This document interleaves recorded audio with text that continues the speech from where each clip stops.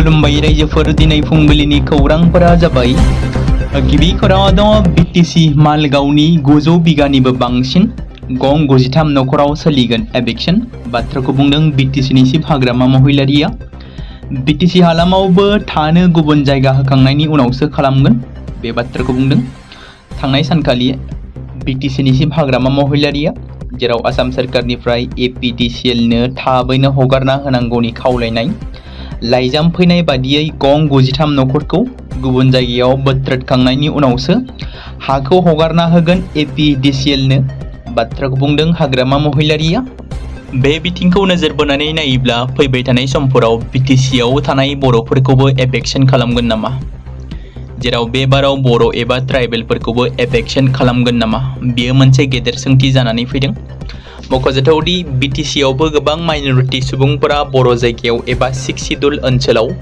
हा आवग्रिनानै दं आरो बिसोरखौ जुदि एभिक्शन खालामनाय जायोब्ला बर' एबा ट्राइबेलफोराबो होखारजानो हागौ बेराफारसेथिं बिटिसिआव माइनरिटि हारिनि सुबुंफोरखौ एभिक्शन खालामनांगौनि दाबिजों थांनाय माखासे दान सिगांनिफ्रायनो बिटिसि सरकार आरो बिटिसि हाग्रा बिफानखौ खावलायबोबाय थादों आर'जलाइ गथायबोदों बिटिसि हाग्रा बिफाननो एभिक्शन खालामनांगौनि थाखाय बड'लेण्ड जनजाति सुरक्षा मन्चनि आफादगिरि बोदो क्रिएटर नार्जारिया फिन आरोबाव बिटिसिनि जेराव ट्राइबेल वेल एन्ड ब्लकनि 3,49,000 बिगा हायाव आयेन बेरेखायै दखल खालामनानै थानायखौ होखारनांगौनि दाबिजों क'क्राझार जिल्ला बेंगिरिनि गेजेरजों आसामनि गिबि मन्त्रि डक्टर हिमन्त बिश्व शर्मानिसिम गोसोखां बिलाइ दैथायहरदोंमोन बड'लेण्ड जनजाति सुरक्षा मन्चनि गाहाय आफादगिरि बोदो क्रिएटर नार्जारिया बेराफारसेथिं बिटिसिनि गाहाय हाग्रामा महिलारिया मैया बुङोदि बिटिसिनि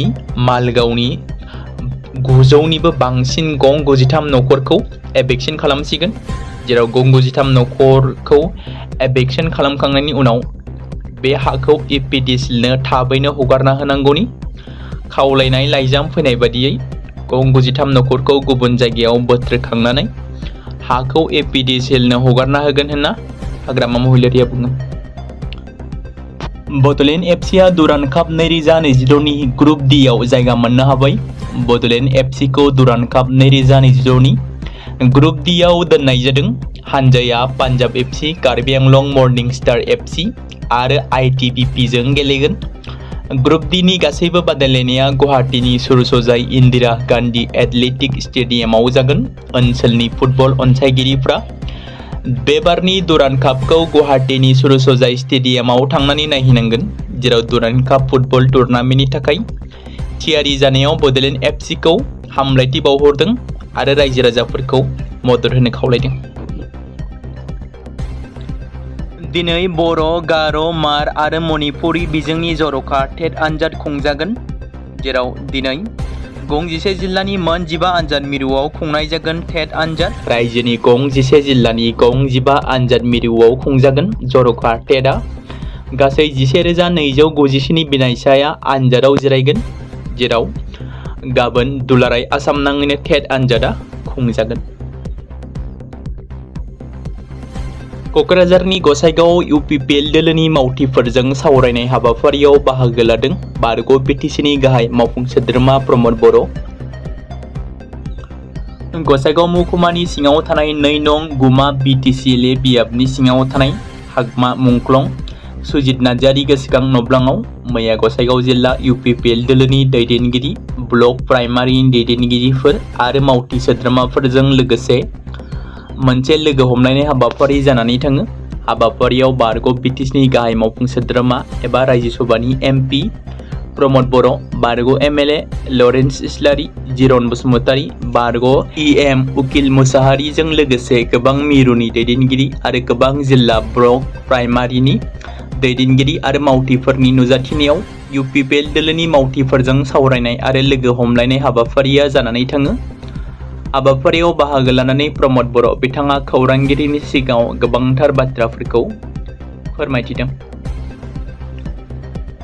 मैया बाक्सा जिल्लानि मुसलपुराव जानाय बिपिएफनि 29थि पलिसि मेकिं बडि जथुम्मायाव गोलोम बोथोरनि फरायसालि बन्दनि समाव थाखो 10, 11 आरो 12 फरायसाफोरनो चामार कचिं खालामनायनि थांखि लायो जामार कचिंनि थाखाय राहा लानो हानजानि जिल्ला कमिटिजों लोगोसे BSU खौ बिथोन होनाय जादों।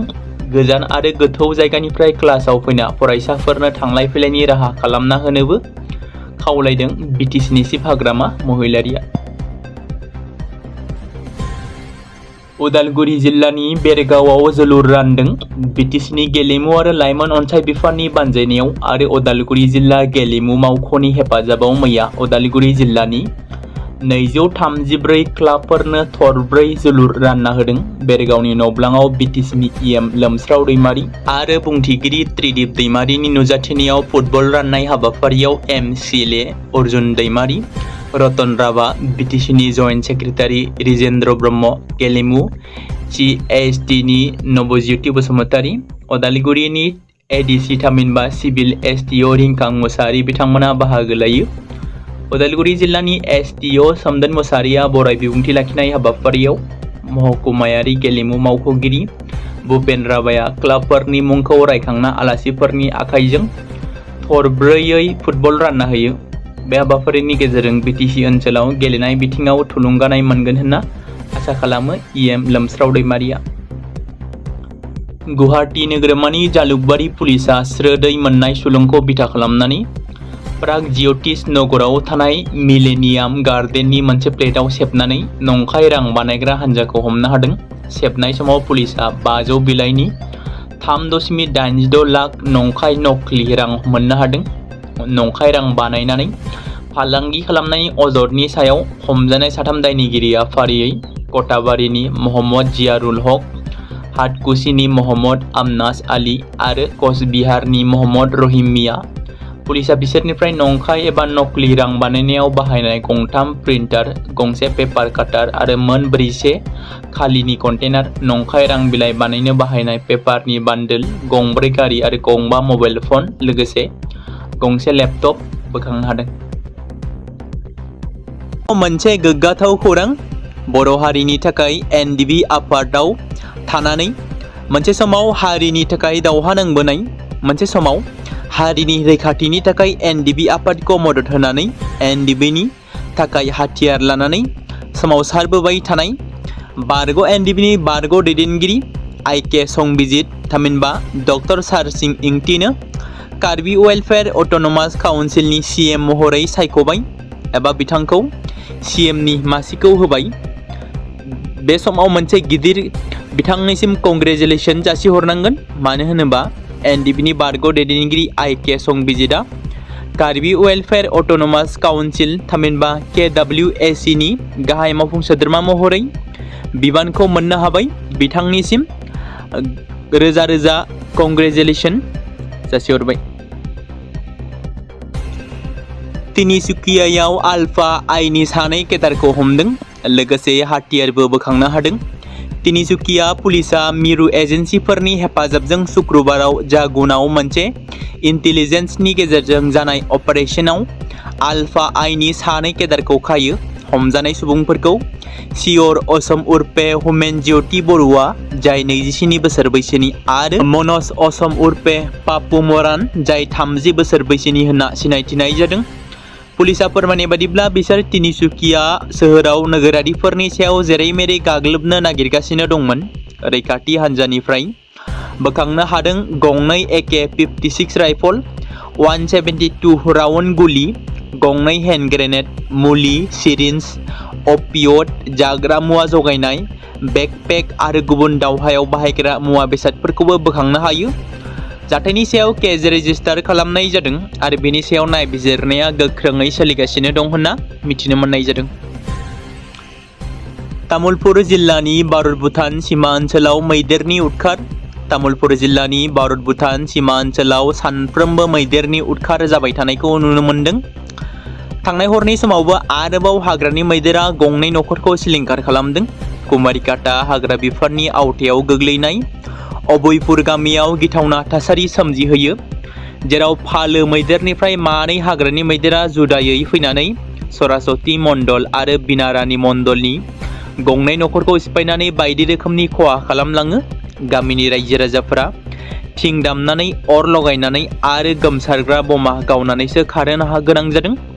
मख'नो गोनांदि तामुलपुर जिल्लानि भारत भुटान सीमा साखाथिनि गामि ओनसोलाव हाग्रानि मैदेरफोरा हर जाबानो सानफ्रोमबो उदखार खालामगासिनो दं होनना भुगिनांनाय सुबुंफोरा फोरमायदों। मोनसे गिख्रंथाव जाथाय साप्तग्रामाव रेलगारिनि सौग्रावनायाव सासे लाइमोननि जिउ खहा। मैया शुक्रबारनि हराव रेल साइटिं बारनो नागिरनायावनो रेलगारिजों सौग्रावनायाव थैदों होनना जायगानि सुबुङा सन्देह खालामदों। थैनाय सेंग्राया साप्तग्रामनि अजय पांडे होनना सिनायथि मोनदों। जाथाय जायगायाव GRPनि सुबुङा नुजाथिहैना गोथै सहखौ लानानै थाङो आरो पस्टमर्टेम आनजादनि थाखाय KMCHआव दैथायहरो होनना मिथि मोनदों। गुवाहाटी नोगोरमानि बशिष्ठ पुलिसा 3 सिखाव हमनो हादों। हमजानाय सिखावफोरा फारियै उदालगुरि जिल्लानि सुमन बसुमतारी एबा साम्बा, पातरकुसिनि निपु पांस एबा टिकु आरो फकीरगंजनि महिबुल हक। बिसोरनिफ्राय पुलिसा खावनाय गंसे HCL लेपटप आरो गंसे मबाइल फनबो जब्द खालामनो हादों।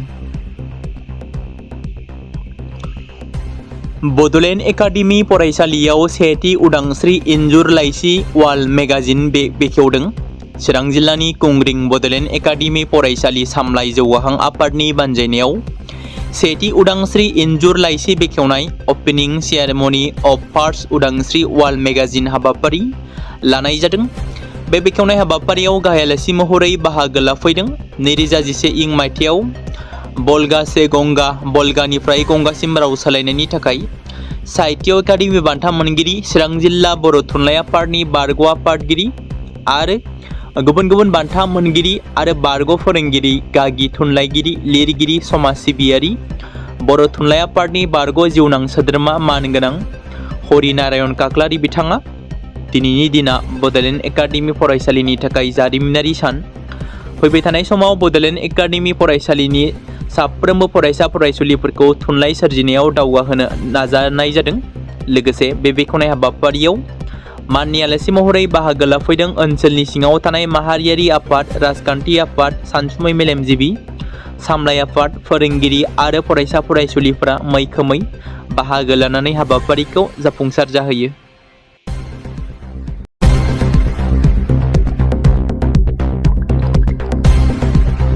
बे समाव मोनसे गोजोनथाव खौरां बाक्सा जिल्लानि बरमायाव थानाय रुरेल एकाडेमिया लानानै फैदों नोंथांमोननि थाखाय मोनसे गोजोनथाव खौरां। थांनाय SSLC आरो हायार सेकेन्डारिनि आनजादाव जाय फरायसा आरो फरायसुलिफोरा उथ्रिसारनो हायाखैमोन एबा फेल जादोंमोन, बेनि थाखाय रि-एग्जाम होफिननो गोसो गुदुं फरायसाफोरा थाबैनो बरमा सेकेन्ड गेटआव थानाय रुरेल एकाडेमियाव मुं थिसनफैनानै मेट्रिक आरो HS आनजादखौ होफिननो हागोन। बेनि अनगायैबो जाय फरायसाफोरा थांनाय मेट्रिक आरो HS आनजादाव नांगौ बादि जौखोन्दो एबा मार्क्स लानानै उथ्रिसारनो हायाखैमोन, बिथांमोनाबो बे रुरेल एकाडेमियाव एडमिशन खालामफैनानै मार्क्स इमप्रुभमेन्ट खालामनो हागोन। स्ट्रिम हिसाबै आर्ट्स, साइन्स आरो कमार्सनि गासैबो फरायसाफोरा रुरेल एकाडेमियाव एडमिशन खालामनो हागोन। बेनि थाखाय थाबैनो 8761903455 नङाब्ला 87203585 जानबुं नम्बराव जगाजग खालामहरनो हागोन।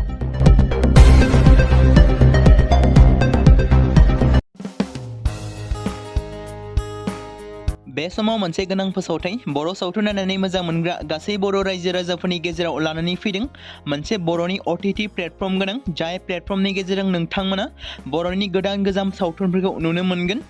थांनाय माखासे बोसोर सिगां बर'नि गेजेराव लानानै फैनाय निउबो एप बायदिनो फिन आरोबाव लानानै फैदों बर' रायजो राजाफोरनि थाखाय। बे बाथ्राखौ मख'नाया गोनांदि 2025 मायथाइनि जानुवारि दानाव ओंखारनाय आंगो स्ट्रिम मुंनि मोनसे OTT प्लेटफर्म गोनां निउबो एपनि गेजेरजों नोंथांमोना गोबांथार बर'नि सावथुनफोर जेरै ट्रेजेडि, रमान्टिक, एक्शन आरो कमेडिजों बुंफबनाय सावथुनफोरखौ नुनो मोनगोन। जेरै सनानि नखर, थांखि गैयै समाज, अनसुला आफा, हिर', बिमा बायदि बाजै, अर, थैसाम, वान्टेड, संदान आरो रं नाम्बार बायदि सावथुनफोरा मख'जाथाव। बेफोर सावथुनफोरखौ नायनो थाखाय नोंथांमोना गिबियावनो आंगो स्ट्रिम एपखौ गाव गावनि मबाइलाव थानाय प्ले स्ट'रनिफ्राय डाउनल'ड खालामनानै लोगोसे इनस्टल खालामनानै गावनि मबाइल नाम्बारजों लग इन खालामनानै लाग्रोनांगोन। बेनि उनाव नोंथांमोना गोबांथार नुनो मोनै सावथुनफोरखौ गुगोल पे, फन पे आरो पेटिएमजों रं नाम्बार सावथुनखौ नायनो थाखाय 60 रां आरो संदान सावथुनखौ नायनो थाखाय 80 रां, वान्टेड सावथुनखौ नायनो थाखाय 60 रां, थैसाम सावथुनखौ नायनो थाखाय 60 रां बेबायदिनो गोबांथार नुनो मोनै सावथुनफोरखौ नायनो थाखाय सुबिदा खालामनानै होदों आंगो स्ट्रिम प्लेटफर्मा। फिन नोंथांमोननि गेजेराव फोरमायबावनो लादों बर' सावथुन नायनानै मोजां मोनग्रा गासै बर' रायजो राजाफोरनि गेजेराव लानानै फैदों मोनसे बर'नि OTT प्लेटफर्म गोनां, जाय प्लेटफर्मनि गेजेरजों नोंथांमोना बर'नि नुनो मोनै सावथुनफोर जेराव गोदान गोजाम सावथुनफोरखौ नुनो मोनगोन। बे बाथ्राखौ मख'नाया गोनांदि 2025 मायथाइनि जानुवारि दानाव दिहुनजानाय आंगो स्ट्रिम मुंनि मोनसे OTT प्लेटफर्म गोनां एपनि गेजेरजों नोंथांमोना गोबांथार बर'नि ट्रेजेडि, रमान्टिक, एक्शन आरो कमेडिजों बुंफबनाय सावथुनफोरखौ नुनो मोनगोन। जेरै रं नाम्बार, संदान, वान्टेड, थैसाम, अर, बिमा बायदि बाजै, हिर', अनसुलाफा, थांखि गैयि समाज, सनानि नखर बायदि बायदि सावथुनफ्रा मख'जाथाव।